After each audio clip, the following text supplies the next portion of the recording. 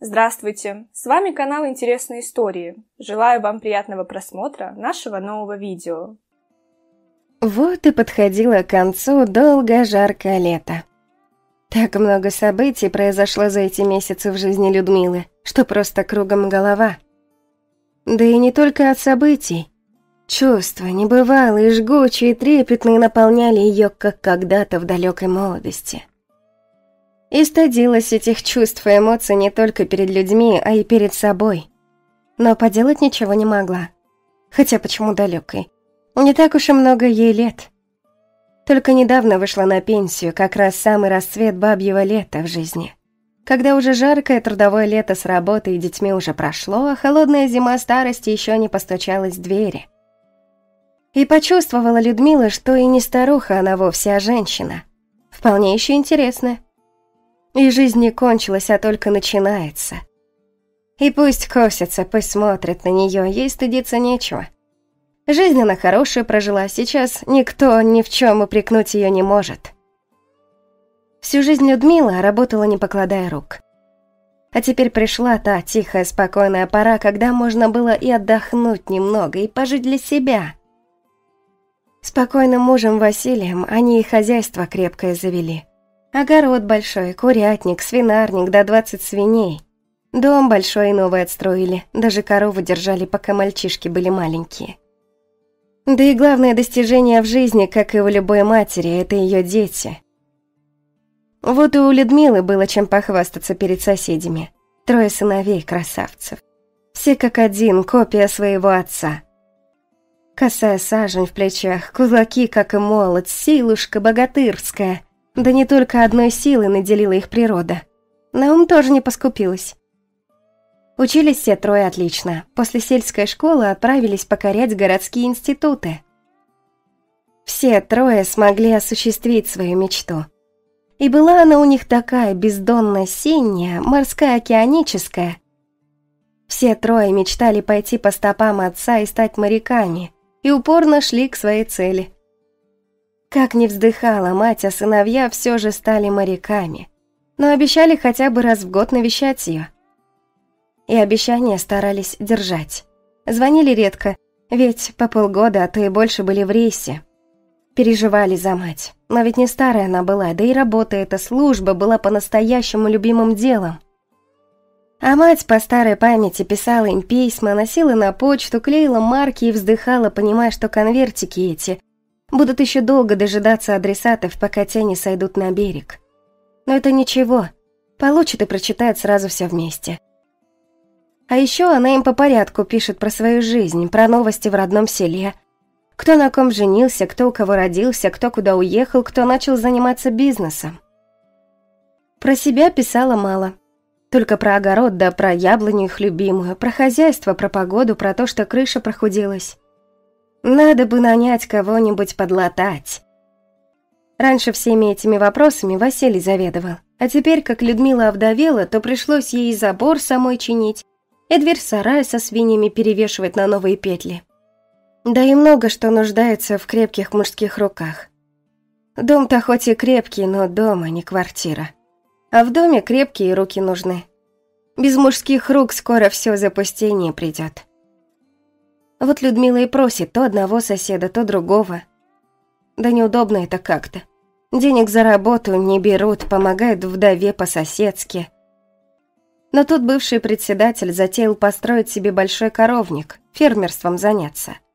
Привез бригаду строителей городских. Вот их-то и нанимала Людмила этим летом. Крышу перекрыли почти всю. Сарай с дровами отремонтировали и так, по мелочи.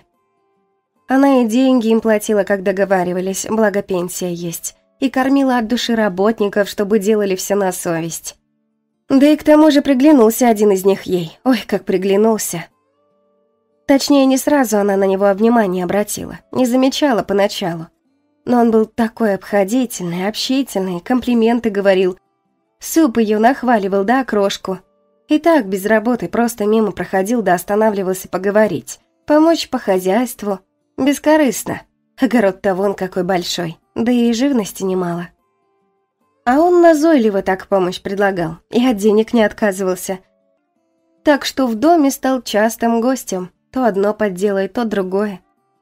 Потом Людмила уж сама ему работу придумывала, лишь бы заглянул на часик-другой. Так Сергей этот и прилепился к Людмиле, ухаживал настойчиво и растопил вдовий холод в сердце одинокой женщины. А что, ну не старуха же она. Что ж ей заживо-то себе в вечном трауре хоронить? 5 лет уж как она одна, да и сыновья далеко, одиноко ей. Людмила сначала просто описывала работу Сергея и его товарищей, потом самого Сергея, а потом уж и чувства к нему. Так честно и открыто письма писала сыновьям. Тайно они никогда друг от друга не держали в семье. Мать была в курсе всех любовных переживаний своих мальчишек, а они успокоятся, зная, что она не одинока и счастлива. Так и прошло это жаркое, волнующее лето, с незатейливыми букетиками полевых цветов, нарванных где-то по дороге романтичным Сергеем и скромно вручаемых Людмиле с очередным комплиментом и томным взглядом. С хлопотами на кухне, желанием накормить гостя повкуснее, с вечерними посиделками на заваленке, звездным небом над головами и пением соловья. С первым несмелым, а потом страстным поцелуем, совсем как в той далекой молодости, когда за ней ухаживал ее Василий, красавец-моряк. Людмиле совсем скружила голову. Она не могла уже выбраться из этого водоворота чувств, переживаний, вздыханий, страсти и нежности, сексуальности, так внезапно проснувшейся в ней снова. Сергей уже и не думает уходить из ее дома и из ее жизни. Чувствует себя тут хозяином. Да и как же иначе, ведь столько тут переделано уже его руками. Правда, Людмила ему за работу платила, как и договаривались, но все же. А она только улыбается безмятежно, блаженно.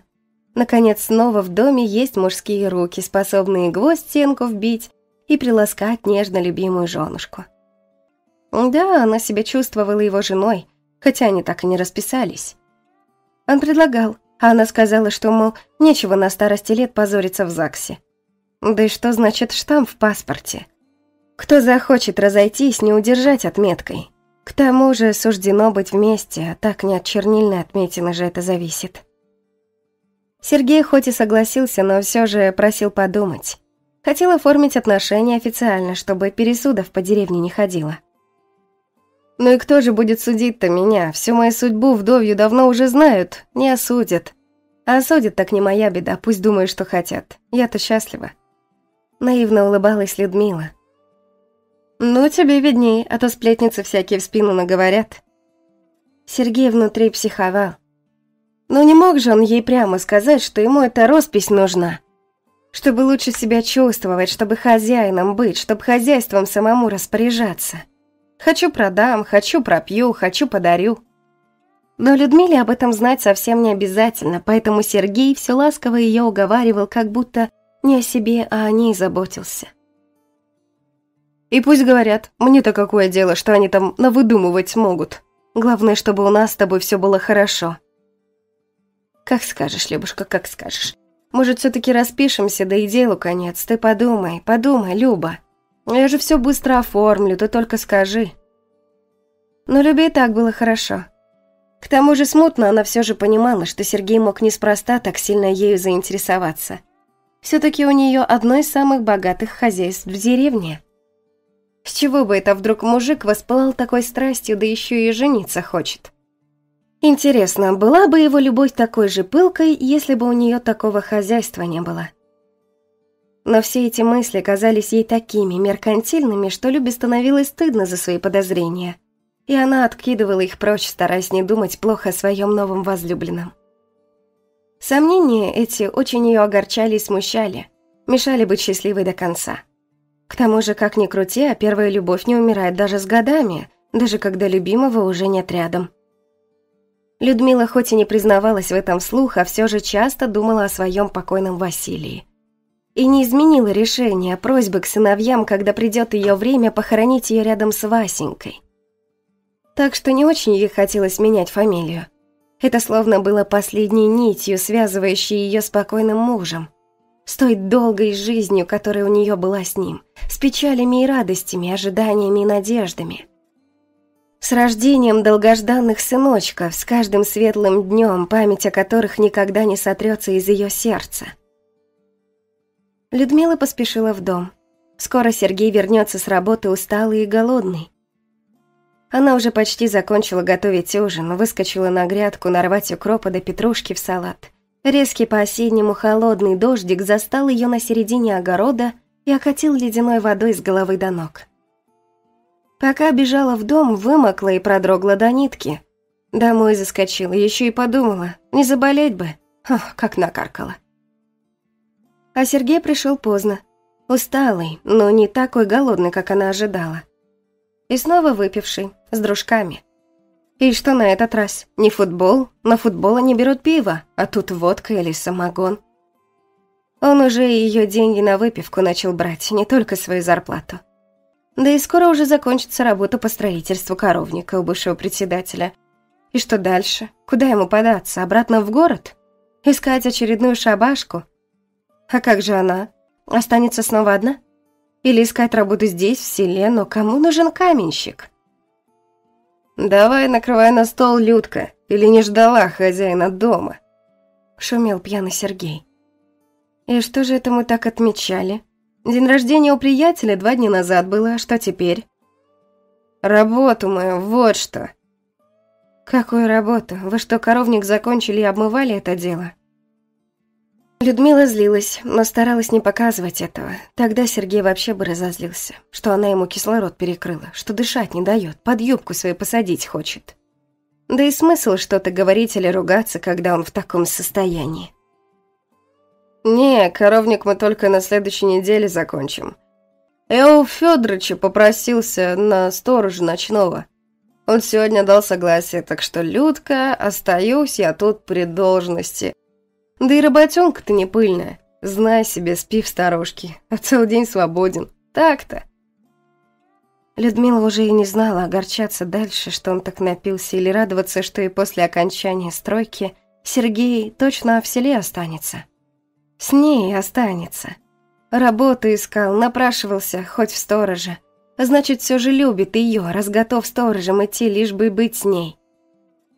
Эта новость, конечно, замечательная, но разве стоило так сильно напиваться из-за этого? Я же тебя ждала, ужин приготовила. Отметили бы вместе, раз такое событие.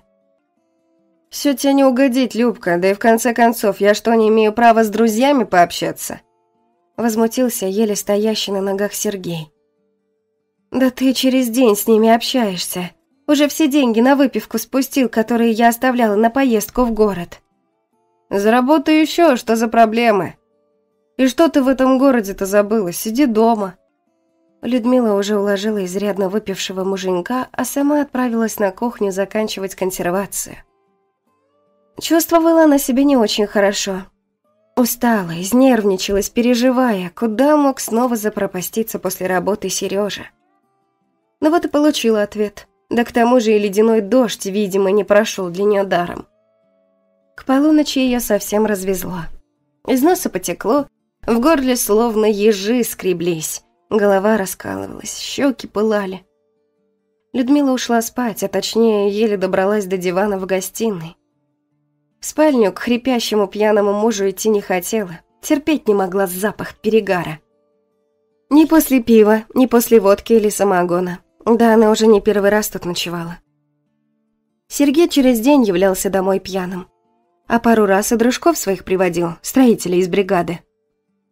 Но это было еще хуже, чем неизвестность и ожидание возвращения пьяного мужа. Если они выпивали здесь, то Людмиле приходилось им еще и на стол накрывать, закусь подавать, прислуживать, да и не выгонишь же их потом, а сидеть они могут и до утра. Так что уж лучше просто ждать его возвращения домой с очередных посиделок, чем возиться со всей этой нетрезвой компанией. Людмила только вздохнула.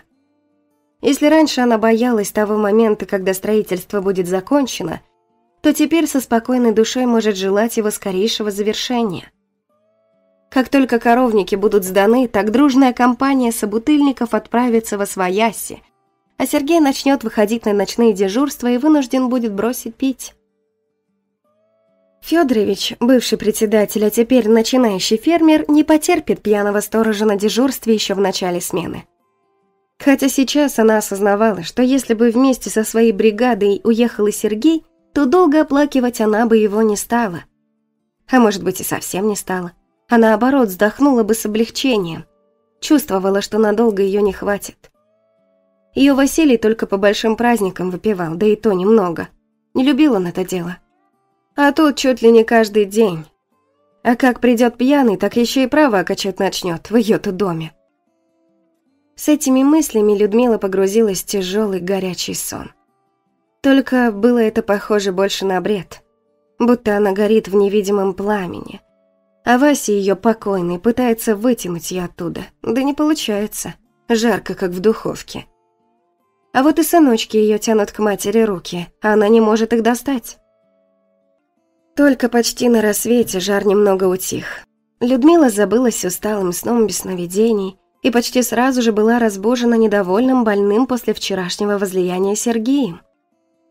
На кухне вместо завтрака его ждала картина процесса консервирования. А Людка на диване валяется, дрыхнет вместо того, чтобы собирать муженька на работу. Совсем обленилась баба. На его возмущенный голос на кухню вышла покачивающаяся, еле держащаяся на ногах Людмила. Она смотрела на Сергея с каким-то непонятным упреком. Сергей возмутился, что если она будет ползать по кухне такими темпами, то он останется без завтрака и опоздает на работу. Вечером попоек не было. Он вернулся рано и нашел Людмилу в жару. Она лежала на диване и металась в горячечном бреду. И без градусника было видно, что она вся огнем горит, да еще и кашель. Еще утром совершенно сухой, и вечером превратился в грудное булькотание, так что смотреть на это зрелище было трудно.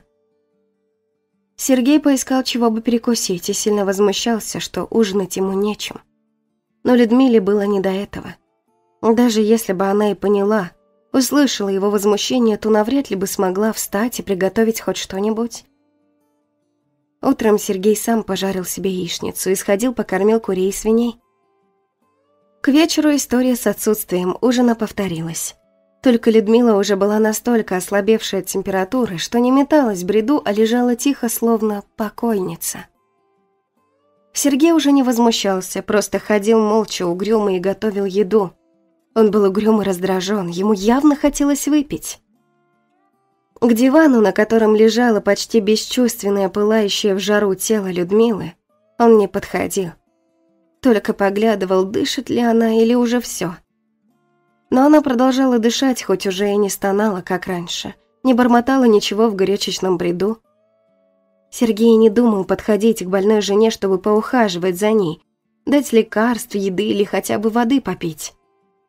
Но он исправно занимался хозяйством, кормил скотину, птицу, ведь считал это все уже своим имуществом. Ну и что они не расписались? Хоть он столько раз предлагал и просил ее об этом, и без росписи все уже знали и привыкли, что он муж Людмилы, хозяин в этом доме. Так что вопрос с наследством наверняка не вызвал бы затруднений. Тем более, что других наследников не видать. Все эти мысли о наследстве так и крутились в его больной от вынужденной трезвости голове. Так что он в конце концов не выдержал и к вечеру напился с друзьями. Повод для пьянки был такой, так чисто формальный. Да и не это было важно, а то, что пришло в его пьяную голову потом. Вернувшись домой, Сергей стоял в дверном проеме, сильно покачиваясь на непослушных ногах, но с уверенностью в пьяном взгляде. Это больное, страдающее, но никак не умирающее тело посреди центральной комнаты на диване под телевизором ему уже изрядно надоело. Скоро очередной футбольный матч, который он хотел бы посмотреть с дружками здесь, у себя дома. Но она была еще жива и явно не вписывалась в предстоящие планы попойки под телевизором. Сергей решительно направился к жене. Он подхватил ее исхудавшее за эти дни, но все еще тяжелое тело и потащил на улицу. Занес в хлев к свиньям, в ту часть сарая, где лежали мешки с кормом. Здесь даже окон не было, только тусклая лампочка освещала каморку. Он бросил ее прямо на мешки. Тут ее потом и должны найти. А что, все правильно. Она же наверняка занималась приготовлением кормов для свиней, когда ей стало плохо. Все логично казалось в его пьяном воспаленном сознании.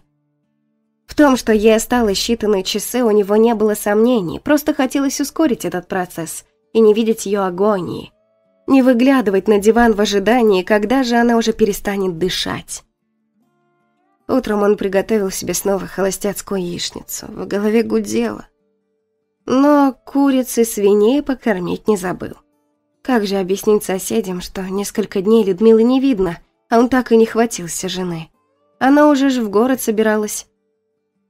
О, она же в город собиралась ездить, деньги откладывала на эту поездку. Те деньги, которые он уже пропил, а она его этим попрекнула. Вот и скажет, что думал, будто она в город укатила, а в ту часть хлева не заглядывал, пока мешок с кормом для свиней не закончился. А вот когда пошел за новым мешком в ту подсобку при свинарнике, то и обнаружил тело. Очень даже складно выходит. Вечером после работы Сергей с дружками из бригады выпивал у себя в доме. Строительство коровника, на котором они работали, было наконец закончено. Так что и его дружков тут больше ничего не держало. Вот отметят они это дело, да и поедут. Только хозяйка-то где? Что на стол не готовит еду, как в прошлый раз, месяц назад? Померла моя Любочка, царствие ей небесное. Вот оставила меня тут одного. Горестно вздохнул и изрядно выпивший Сергей. Так помянуть же надо человека. Поддержали не менее пьяные дружки. Они и начали пить за светлую память и тому подобное, поставили граненый стакан с водкой, накрыли куском хлеба. Сергей так вошел в роль безутешного вдовца, что принялся плакаться. Какой Любка была хорошей женщиной, как вкусно готовила, и в доме порядок всегда, и в хозяйстве все хорошо. А теперь вот приходится ему со всем этим возиться. И куриц кормить, и свиньям готовить. Дружки сочувственно кивали головами. Говорили крепиться, мол, время лечит и тому подобное. Сергей вовсю разошелся, даже слезу пустил, хоть и не ходил. Чтобы проверить, как там Людмила в хлеву. Просто надеялся, что уже сдохла, а если нет, то скоро. В самый разгар поминок раздался стук в дверь. Компания изумленно переглянулась. Кого это еще принесла такая нелегкая в такой неподходящий час? Тут горе у человека, к нему ломится, будто здесь проходной двор какой-то. На пороге стояла мощная фигура, заслонившая широкими плечами весь дверной проем, сразу ставший таким узким и низеньким. За ним и видно не было сразу, если там кто-то еще. Сергей возмущался, что его беспокоит в такой тяжелый для него час. «А что тут произошло? Что делаете? Кого поминаете?» Поинтересовался незваный гость низким басом. «Да вот, жену хозяина, Людмилу. Покинула она его одного, сердечного». Горестно вздохнув, поведал один из собутыльников. «А когда ж похороны были-то? Где могила-то?» Поинтересовался бас. Ответом ему было молчание. Про похороны безутешный вдовец еще не подумал, да и официально же еще не нашли труп жены. Это только с дружками расслабился да выпивал по этому поводу. А что сказать незнакомцу? «А по какому праву ты вообще лезешь со своими расспросами? Ты вообще кто такой? Тебя сюда не звали, вот и проваливай по добру, по здорову». Решил защититься нападением безутешный вдовец, в конце концов он тут хозяин. Если бы не пьяная пелена, то сравнил бы он фото на стене, где трое совсем молодых мальчишек в военной форме. Но разве ему было до этого? Сейчас он тут хозяин, и только он решает, кому можно находиться в его доме, а кому нет. Тут раздался второй голос из-за спины незнакомца. Он был еще ниже и звучал намного грозней. Второго-то гостя сразу и не разглядели дружки за поминальным столом. «Ну, мы еще посмотрим, кто тут свалит». Второй гость был еще шире в плечах и выглядел куда грознее первого, хоть и был на него похож. «А ну, вяжи их, ребята!» — раздался голос третьего из дверей. Этот клещ сполошил пьяниц. Они инстинктивно бросились из-за стола, но не успели и 2 шагов сделать. Сергей схватился за нож, лежавший на столе, и начал им размахивать, слегка задев одного из непрошенных гостей. Но брыкался он недолго. На шум потасовки прибежал сосед, дядя Гена. Он сразу узнал 3 братьев, да и пьяную компанию тоже хорошо за лето выучил. Он же был местным участковым. Когда узнал причину драки, то сильно удивился, что поминки по его соседке Людмиле муженек исправляет без похорон. Возник вопрос, где же сама Людмила, ну или ее тело? Нашлась она быстро. Вдовец признался про хлев со свиньями.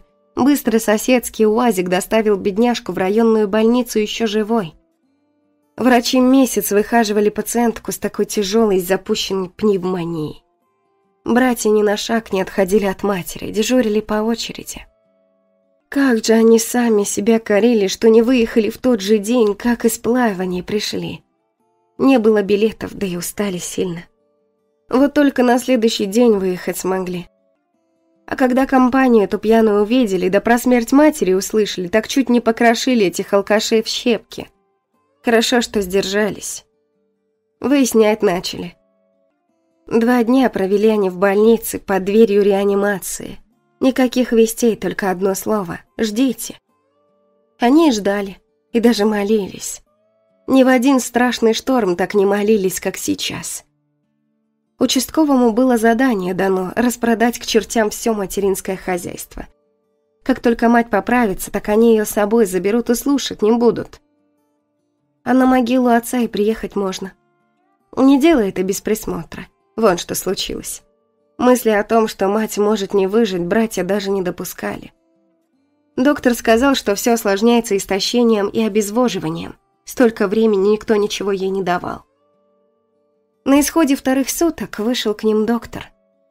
Ну, повезло, уж не знаю, кого благодарить. То ли Бога, то ли современные лекарства. Очнулась ваша мама, слаба совсем. Но и на 10 минут пустить к ней могу.